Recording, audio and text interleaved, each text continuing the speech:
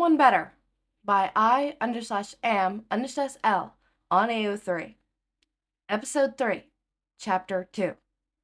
Little Heroes. He couldn't remember signing the papers, but he must have, because the next thing he knew, the police officer and the woman in the floral dress were gone, and he was alone with the cabbage. Izuku. Not the cabbage. Izuku. Human child. He stared at the child. The child stared back. He looked weary and tired, like he hadn't slept much in the past few days. There were dark circles under his round eyes, something Shouta hadn't known was possible for children. His hair, which had already been long and uncomfortable in every picture he'd seen of him, looked like as if it hadn't been combed or washed in the past few days. Shouta was reminded of a long time ago, when his mother was still alive, and she would rip a brush through his hair. Shouta had the strong urge to reach forward and poke the child, just to make sure this was all real. Shouta didn't think that would be appreciated. "Hello," he finally said. His voice rumbled in his chest, and he saw the child flinch. Shouta supposed that was understandable. He was rather scary looking on good days, and his voice was quite deep. Had he been the child's age, he probably would have been a bit frightened too. "Hi," Izuku said. The child's voice was high and teeny, and somehow his voice seemed to match his appearance. Small. "My name is Shouta," Shouta said, because he wasn't sure what else he was supposed to say. "I believe I am your uncle." The child nodded. "What is your name?" He already knew his name, but the child might appreciate pleasantries. Or perhaps not. He didn't know much about Izuku after all. "Zuku," the child said. Shouta wasn't sure if he just couldn't pronounce all the syllables of his first name, or if everyone called him Zuku. He wasn't sure how to ask.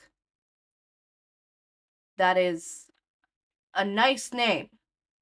His voice sounded dry, even to his own ears, and Shouta hoped the child was not offended, since that's how his voice sounded all the time.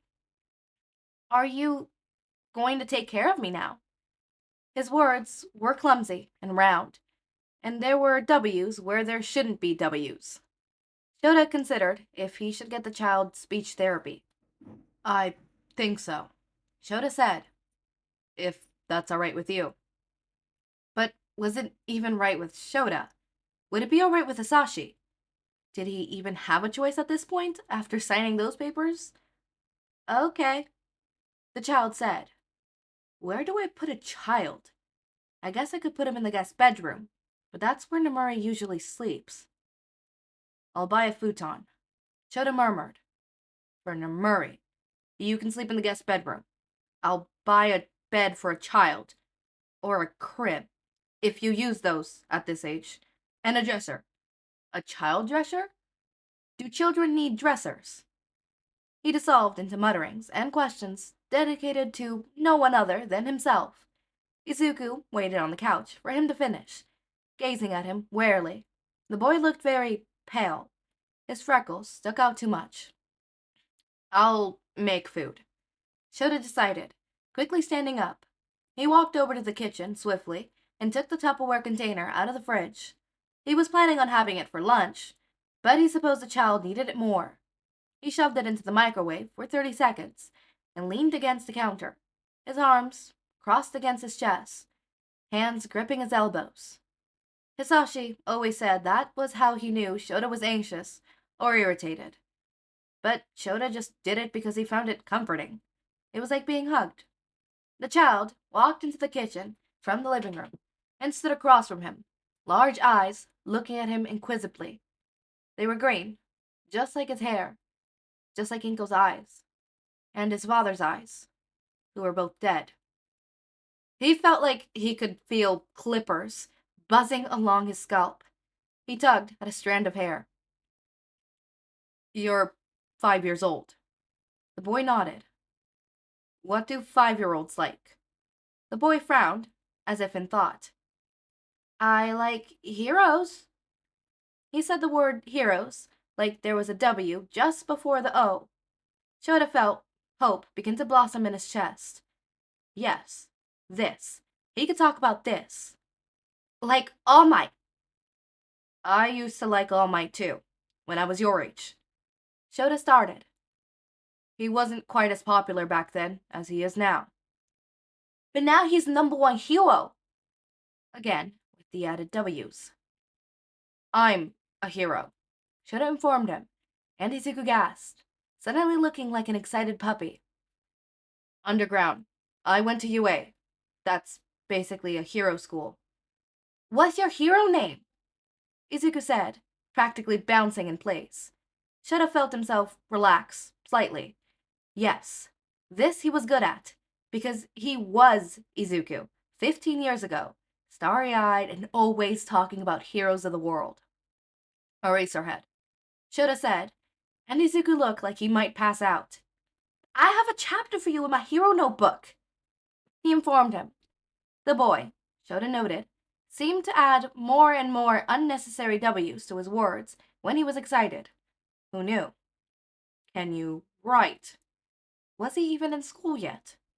I'll go get it, Izuku shouted, either ignoring his question or not hearing it through his excitement. He ran into the living room, and Shouta followed him. He ignored the beeping of the microwave behind him.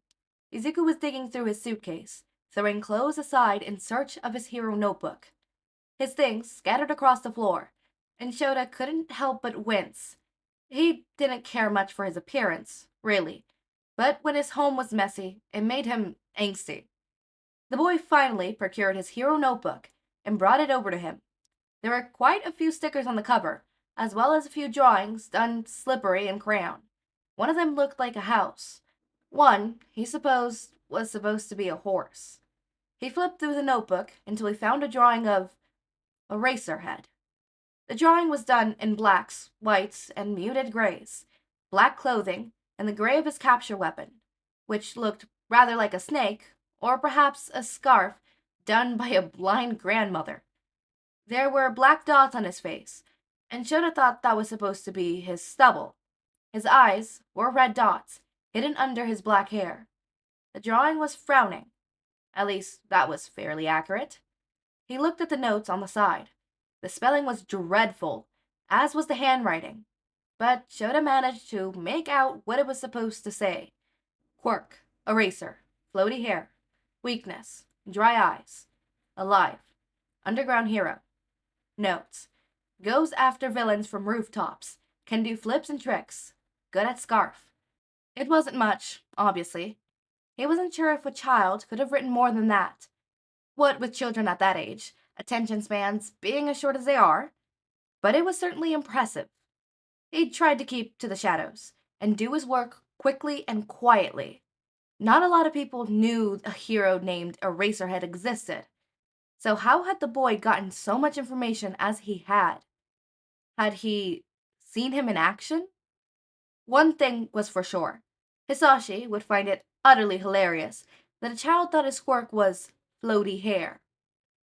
This is impressive, Shouta said. The child positively beamed. He heard a meow from across the room. Do you like cats? He asked the child. Izuku blinked.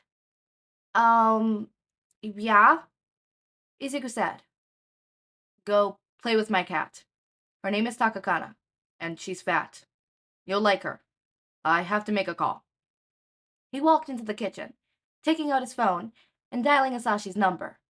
As he did, he took Izuku's food, still warm, from the microwave, dishing it up onto a plate, and setting it on the table for Izuku to eat later. Hizashi answered just before the phone could ring out. Babe, I'm at the radio show. Do you need anything? There's a child playing with our cat. What? My sister is dead. Her child belongs to me now, and he's playing with Takakara. I'm feeding him leftovers, but I'm not sure what to do with him now. Oh, Hizashi said. Okay, sweetheart, relax. The show wraps up in 20 minutes, and then I'll hurry home, okay? We can talk about it then. Is that alright? Yes, Shouta said. He paused. My sister's dead. I know, Sho. I'm sorry, Hizashi said, and he sounded like he meant it. Just try not to think about that right now, okay? I'll be back before the hour's over, yeah? Okay, Shouta said. I love you, Sashi. I love you too, Shouta. I'll see you soon. Shouta pressed the end call button. His hands went back to gripping his elbows as he followed the sounds of Izuku's giggles. Izuku was laying on the floor of the hallway, the cat purring away on his chest, as Izuku threaded his fingers through the fur. Hello, Cabbage, Shouta said. Izuku's brows furrowed at the nickname. There's food on the table.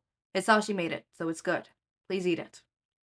Izuku nodded, slowly easing the cat off his chest and standing up. He was rather short, like Shouta had been as a child, and he barely came up to Shota's hip. Shouta guided him back into the kitchen, and Izuku took a seat at the table. The cat jumped onto the table to follow the boy, but Shouta gave her a gentle nudge, and she leapt back down. Shouta walked into the kitchen and grabbed 2 chocolate bars from the cabinet before sitting across Izuku. Finish the food and you'll get one of these, Shouta said, settling the bar on the table and gripping his own chocolate bar. It had been years since he just ate candy for lunch. But with Izuku eating his food, he really didn't have much of a choice. He didn't trust himself to cook without setting something on fire. But you're not eating lunch, Izuku pointed out. The shyness he possessed earlier seemed to have vanished now that he encountered the cat. This is my lunch, and I'm an adult. It wasn't often he thought of himself as an adult.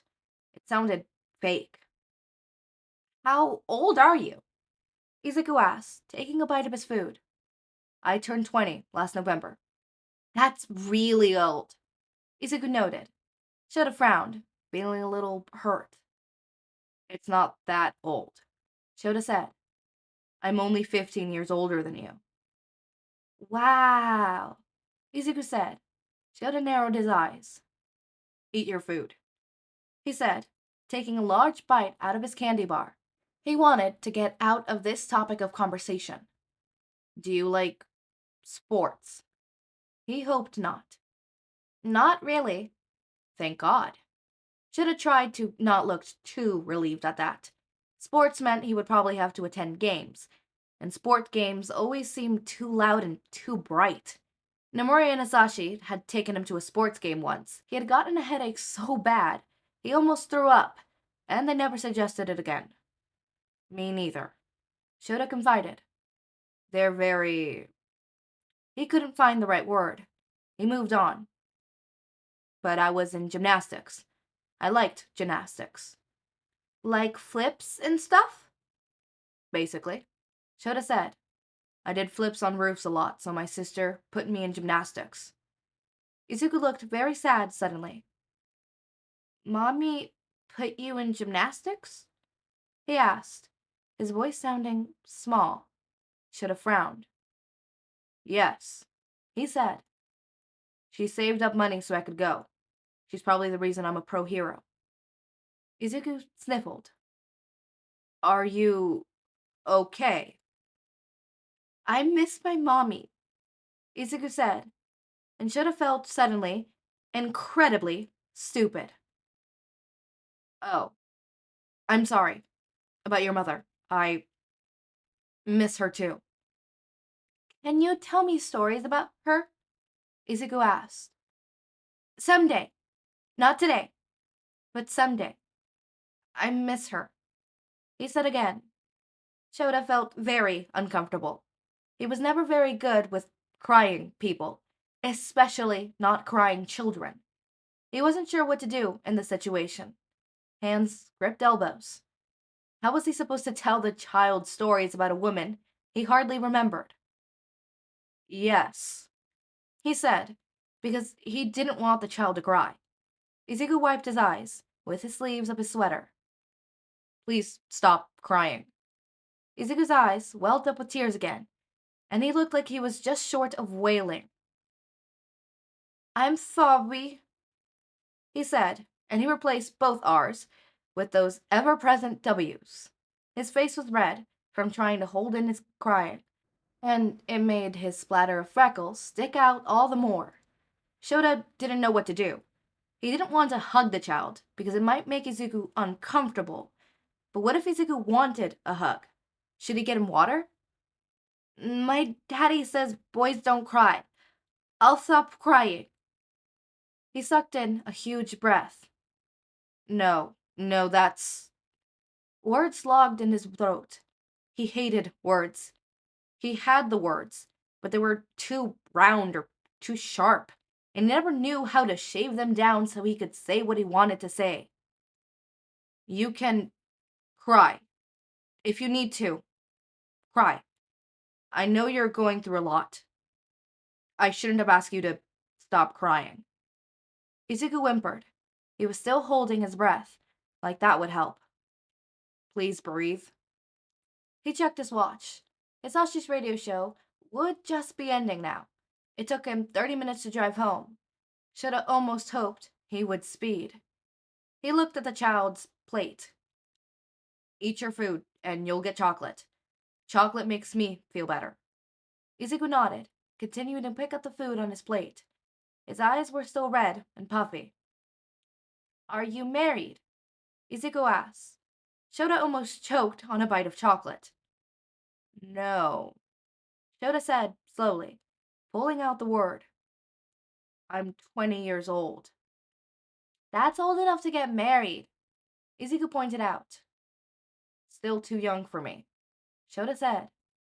My mommy and daddy were married before my daddy had to leave for work, Izuku said. I see, Shouta said, feeling something bitter and ugly grow in his gut at the mention of Izuku's father. Maybe it was from his anger at his own father for abandoning him. Maybe he just hated all neglectful fathers. Maybe he just disliked Hizashi Midoriya. Maybe all three. I am dating someone, Shouta said. Really? Izuku said. What's her name? Hizashi. And it's he. We've been together for 4 years now. That's nice, Izuku informed him. Do you love him? He drew out the word love. Very much, Shouta said seriously. Do you want to marry him? This child asked too many questions. Maybe one day. Does he want to marry you? I'm not sure. Maybe. Why did this child have him questioning his relationship? Do no more questions, please. Your food's gonna get cold. Aizawa said. Remember, if you don't eat your food, you don't get candy. Izuku ate. Shouta unwrapped the candy bar for him. He felt Takayaki curl up on his feet, her purring vibrating against his ankle. He finished the candy bar much faster than he finished the food. Would you like to play with the cat more? Shouta asked. He would have offered to play a movie, but he wasn't sure if children were supposed to watch TV at that age. The cat was a safe bet, and it would give him a chance to read the file Izuku's caseworker had left him before hurrying away. Izuku nodded and turned onto his stomach, sliding down from his chair.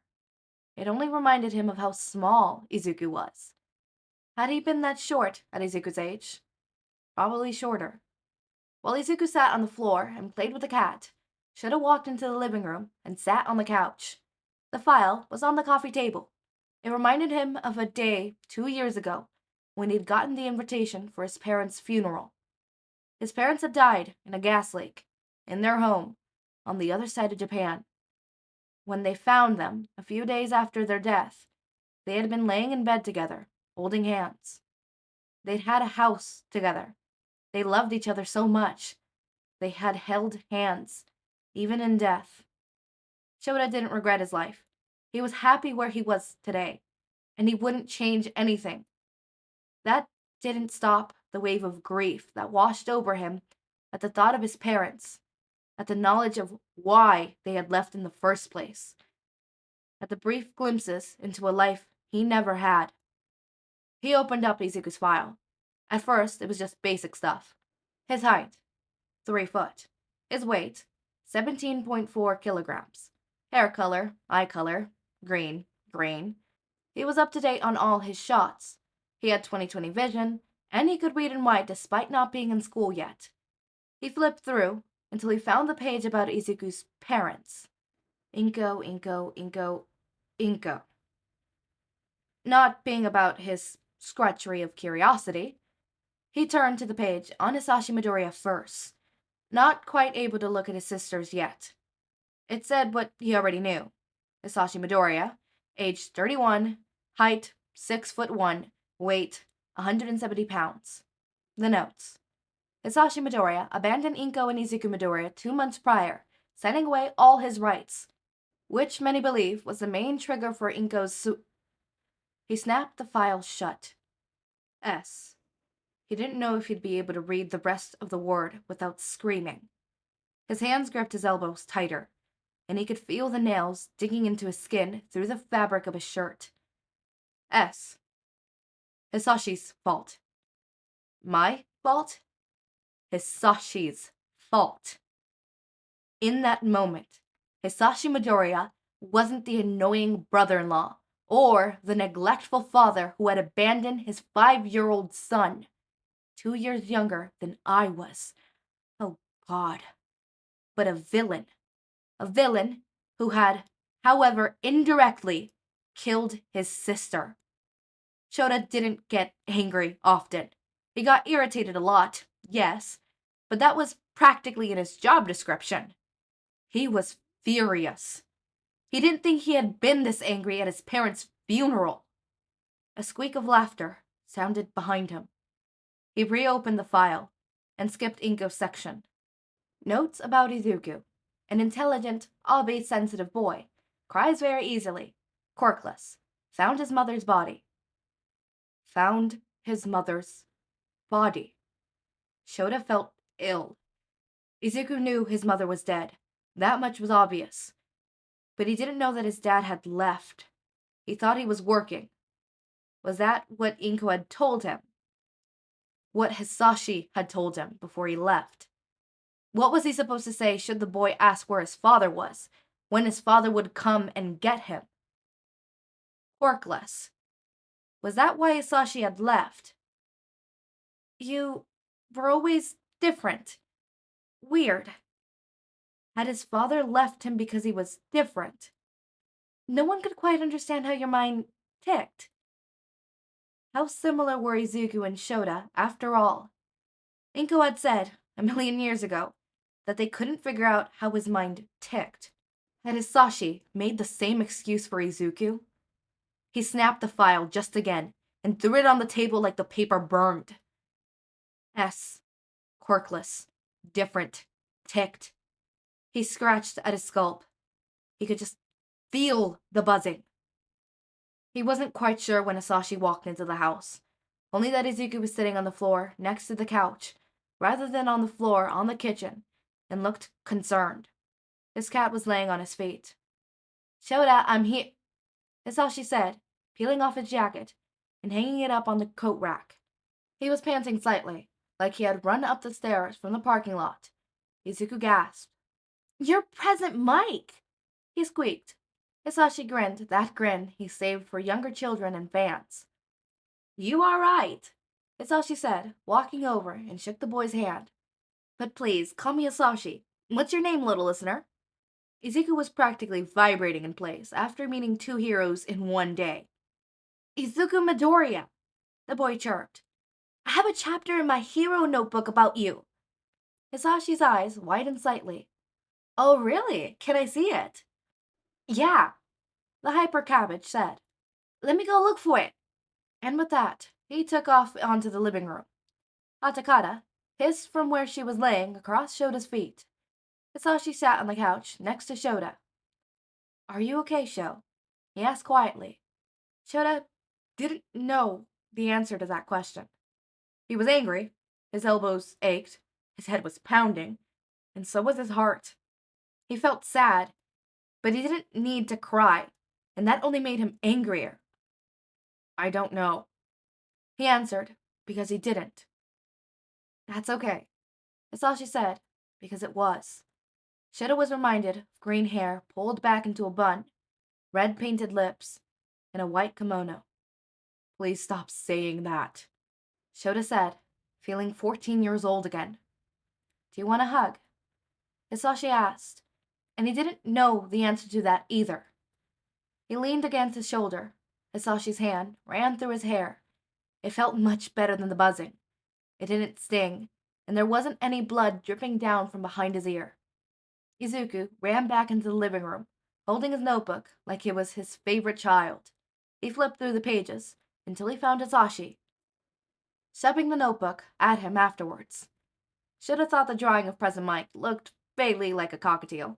Hizashi obviously thought the same, if his strained smile at the child's drawing was any indication. Quirk, shrieky, weakness, earache, alive, pro-hero, notes, yells into people fall asleep. Well, that's accurate. Shouta noted. Hizashi whacked him. It's very good, Izuku, especially for someone your age. Hizashi said, smiling at the boy warmly. You did a great job. I especially like my description. Izuku smiled at them, and it was almost blinding. Do you want to be a hero when you grow up? Hizashi asked, giving the boy his full attention. Yes, Izuku said, bouncing up and down. I want to be the best hero ever and make everyone smile and feel safe. Well, you're already on the right track, Hizashi said. Shouta began to relax into the couch more, now that the child's attention was on Hizashi. Hizashi Yamada was much better with children than Shouta was. His mind wandered away from him as Izuku and Hizashi chattered. Inko was dead. Had they already had her funeral? Izuku had found her. He had watched her die. If they already had a funeral, had Hizashi gone? Surely the social worker would have told him about her funeral. Had she not had one yet? Had she been that gone, that she felt the need to kill herself, to leave Izuku alone after Hizashi left? She could have called him. They hadn't been on speaking terms. He hadn't ever talked to her since the funeral, and he had been hurt, so hurt, after she explained herself, but if she had called him, he would have dropped everything, to help her. Inko, why didn't you just call? He sighed, his head falling back against the couch. Why did he keep asking himself questions he already knew the answer to? He looked up. Izuku looked a little upset, and Hizashi a bit awkward, and Shouta immediately regretted not following the conversation more closely. Well, that's okay, Hizashi said. You still make a difference without a quirk. Sho fights quirkless all the time, and he's one of the best heroes I've ever met. Hizashi poked him, looking at him expectantly. Shouta blinked. What was he supposed to say to that? Yes, Shouta said. It is possible to be a hero without a quirk. Completely plausible. It just means you'll have to work harder than the rest to train, like I did. He thought for a moment. If you'd like to be a hero, I can get you into some gymnastics and self-defense classes. Or if you want, I could just help you myself. It's no trouble. I have too much free time anyways. Izuku's eyes widened, and then he barreled forward, wrapping his arms around Shota's waist, and burying his face in his chest. Shouta gasped, arms flying stiff at his sides. Thank you, Mr. Shouta! Something thick and uncomfortable settled in his chest, as he remembered a time, a lot like this one, long ago. Shouta rolled around on the rooftop, doing little cartwheels and flips, panting from exhaustion.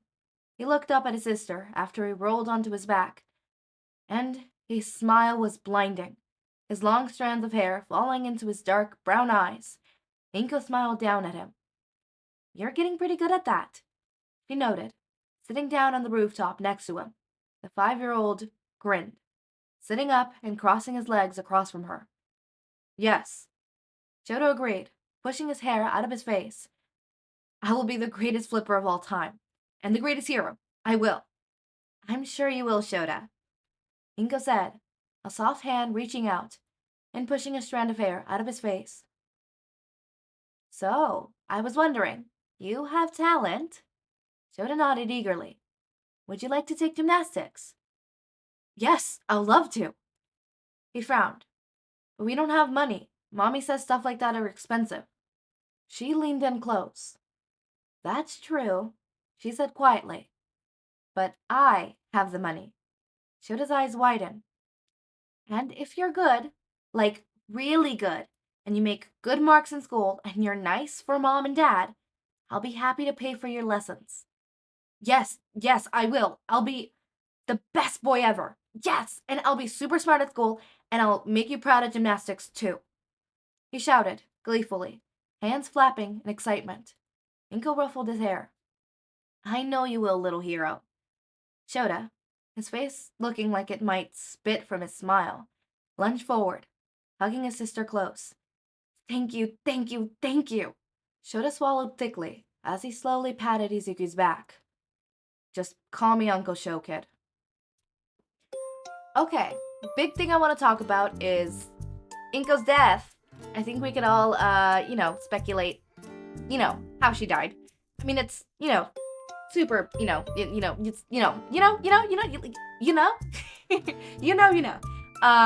want to talk about specifically some of the signs of, obviously, Shouta being autistic, because some of them I relate to. The hugging of the self, specifically holding onto his elbows, I've never done that. I do know that there is people who do that. I've never done that. What I do when I'm really uncomfortable and I want to comfort myself is, oh my god, I do that. Oh my god. Oh my. Wait. No. Okay, I don't hug the elbows, but I like a bit above, like the biceps. Are these biceps? I don't think they're biceps. I don't know human anatomy. Anatomy. I don't know human anatomy, right? I hold on to, like, not the elbows, but the upper part, right? And I just hold on, and then I curl in on myself. And if I can't do this, or if I'm in a more secluded area, it goes into pulling up my legs to my chest, like my knees to my chest, and then hugging that, and then putting my head down there. On my, like, resting on my, what are these called? Knees. I do that. But if I'm in a place where I can't, do that, where that's not viewed as, like, a social norm and people would look at me weirdly if I do that, I just grab myself, like, as I mentioned before, and I just squeeze. And then I pull that in close. I look down, I curl in on myself, and that's what I do, right? But oh my god, I do that. I was about to say I don't do that, but, I know people out there do that. I do it. It's just not the elbows. God fucking damn it. I do the flappy hands. I love to do the flappy hands.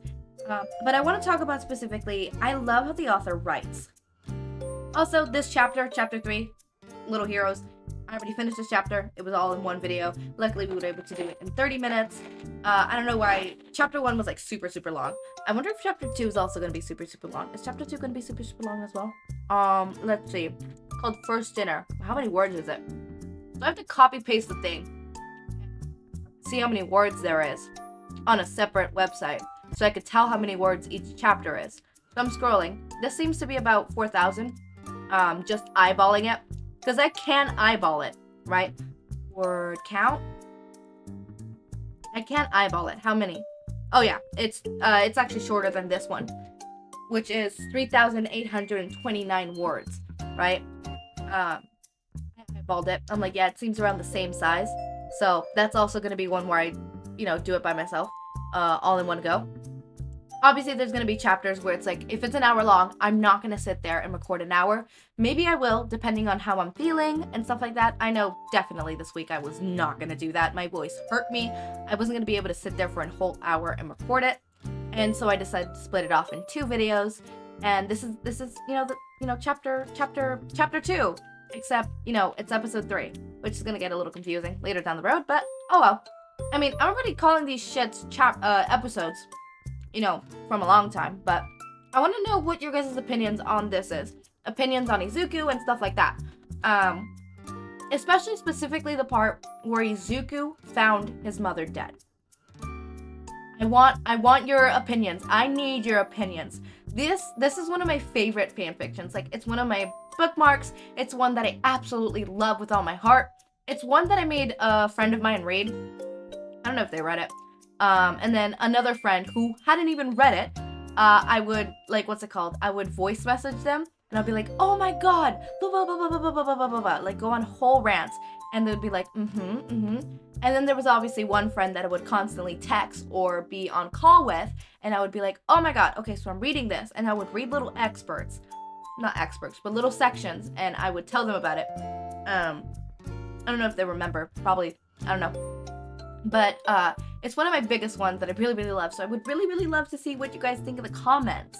I really want to see, you know, your opinions on, obviously, Izuku, how Shouta is portrayed in this fanfic, how Izuku is portrayed in this fanfic, specifically the situation that they're in.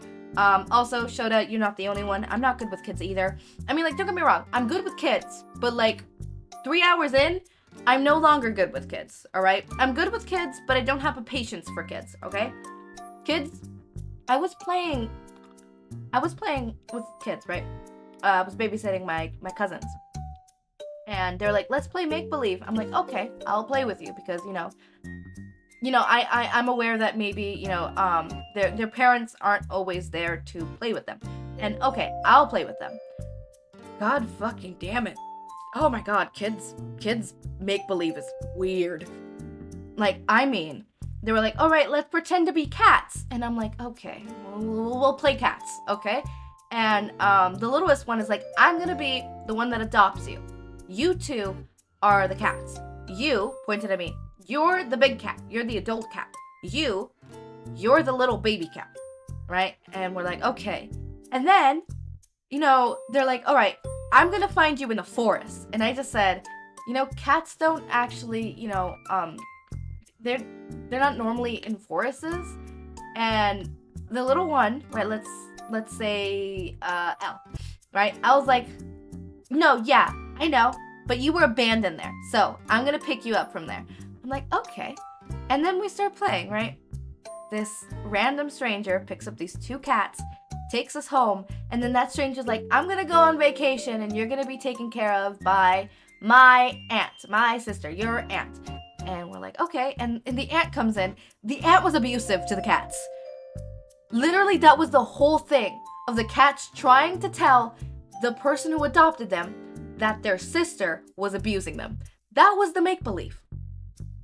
Children's make-believe is weird, man. Weird.